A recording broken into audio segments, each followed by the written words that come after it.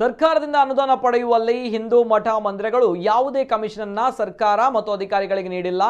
ಈ ನಿಟ್ಟಿನಲ್ಲಿ ಮಠ ಮಂದಿರಗಳ ಮೇಲೆ ದಿಂಗಾಲೇಶ್ವರ ಶ್ರೀಗಳು ಕಮಿಷನ್ ಆರೋಪ ಹೊರಿಸಿರುವುದು ಸರಿಯಲ್ಲವೆಂದು ಗುರುಪುರ ವಜ್ರದೇಹಿ ಮಠದ ರಾಜಶೇಖರಾನಂದ ಸ್ವಾಮೀಜಿ ಹೇಳಿದ್ದಾರೆ. ತನ್ನ ಹೇಳಿಕೆಯ ವಿಡಿಯೋವೊಂದನ್ನು ಮಾಧ್ಯಮಗಳಿಗೆ ಬಿಡುಗಡೆ ಮಾಡಿದ ವಜ್ರದೇಹಿ ಶ್ರೀಗಳು ಉಡುಪಿ ಖಾಸಗಿ ವಸತಿ ಗೃಹದಲ್ಲಿ ಗುತ್ತಿಗೆದಾರ ಸಂತೋಷ್ ಪಾಟೀಲ್, ಮಾಜಿ ಸಚಿವ ಈಶ್ವರಪ್ಪನವರ ಮೇಲೆ 40% ಕಮಿಷನ್ ಆರೋಪ ಆತ್ಮಹತ್ಯೆ ಮಾಡಿಕೊಂಡಿದ್ದಾರೆ. ಆದರೆ ಇದೇ ಕಮಿಷನ್ ಆರೋಪವನ್ನು ಪ್ರಸಿದ್ಧವಾದ ಮಠ ಮಂದಿರಗಳ ಮೇಲೆ ದಿಂಗಾಲೇಶ್ವರ ಶ್ರೀಗಳು ಹೊರಿಸಿರುವುದು ಸರಿಯಲ್ಲ. ಸರ್ಕಾರ ನೀಡುವ 50 ಲಕ್ಷ ಅನುದಾನ ಪಡೆಯುವಲ್ಲಿ ಯಾವುದೇ ಮಠ ಮಂದಿರಗಳು ಸರ್ಕಾರದ ಯಾವೊಬ್ಬ ಅಧಿಕಾರಿಗಳಿಗೆ ಯಾವುದೇ ಕಮಿಷನ್ ನೀಡಿಲ್ಲ. ನಿಜವೇ ಅಲ್ಲದ ಯಾವುದೇ ತಪ್ಪು ಸಂದೇಶವನ್ನ ಈ ಸಮಾಜಕ್ಕೆ ರವಾನಿಸಬೇಡಿ ಎಂದು ಸ್ವಾಮೀಜಿ ಕಿವಿ ಮಾತು ಹೇಳಿದ್ದಾರೆ.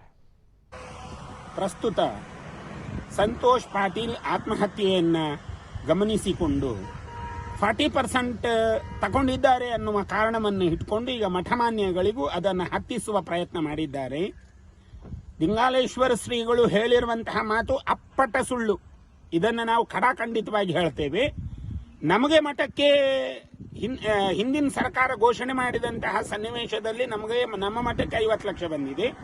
ನಮ್ಮ ಸಮೀಪವರ್ತಿಗಳಾಗಿರ್ತಕ್ಕಂಥ ಮಾಣಿಲ ಶ್ರೀಧಾಮಕ್ಕೆ ವಿಖ್ಯಾತಾನಂದ ಸ್ವಾಮಿಗಳು ಬಲ್ಲಿಯೊಟ್ಟು, ಆಮೇಲೆ ಕನ್ಯಾಡಿ ಶ್ರೀಗಳು, ಹೀಗೆ ಬೇರೆ ಬೇರೆ ಮಠಗಳಿಗೆ ಹಣ ಬಂದಿದೆ. ಯಾರು ಒಂದು ನಯಾ ಪೈಸೆ ರೂಪಾಯಿಯನ್ನ ಕಮಿಷನ್ ರೂಪದಲ್ಲಿ ಯಾವುದೇ ಹಂತದಲ್ಲಿ ಸರ್ಕಾರದ ಅಧಿಕಾರಿಗಳಿಗೆ ಕೊಟ್ಟಿಲ್ಲ ಎನ್ನುವುದನ್ನ ಈ ಮೂಲಕವಾಗಿ ನಾವುಗಳು ತಿಳಿಸ್ಲಿಕ್ಕೆ ಅಪೇಕ್ಷೆ ಮಾಡ್ತೇವೆ. ಇಂತಹ ಸುಳ್ಳು ಸಂದೇಶಗಳನ್ನ ಯಾವುದೇ ಕಾರಣಕ್ಕೆ ನಾವುಗಳು ನಡೆಸಬಾರ್ದು. ಎಲ್ಲೋ ಒಂದು ಘಟನೆಗಳಾಗಿದೆ ಅಂತ ಹೇಳಿ ಈ ಘಟನೆಗಳನ್ನೇ ಎಲ್ಲ ಕಡೆಗೆ ಮೆದ್ದಿಸುವಂತಹ ಪ್ರಯತ್ನ ಆಗುವಂಥದ್ದು ಸುತರಾಮ್ ಇದು ಸರಿಯಲ್ಲ.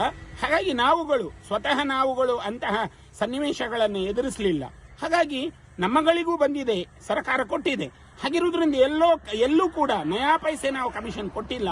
ಮತ್ತೆ ನಮ್ಮ ಉಳಿದ ಶ್ರೀಗಳು ಯಾರು ಕೂಡ ಒಂದು ನಯಾ ಪೈಸೆ ಕಮಿಷನ್ ಕೊಟ್ಟಿಲ್ಲ. ಹಾಗಿರುವುದರಿಂದ ಇಂತಹ ತಪ್ಪು ಸಂದೇಶವನ್ನು ಸಮಾಜಕ್ಕೆ ರವಾನಿಸಬಾರದು. ಎಲ್ಲ ಒಂದು ಘಟನೆ ನಡೆದಿದೆ, ಆ ಘಟನೆಯನ್ನು ಇಟ್ಕೊಂಡು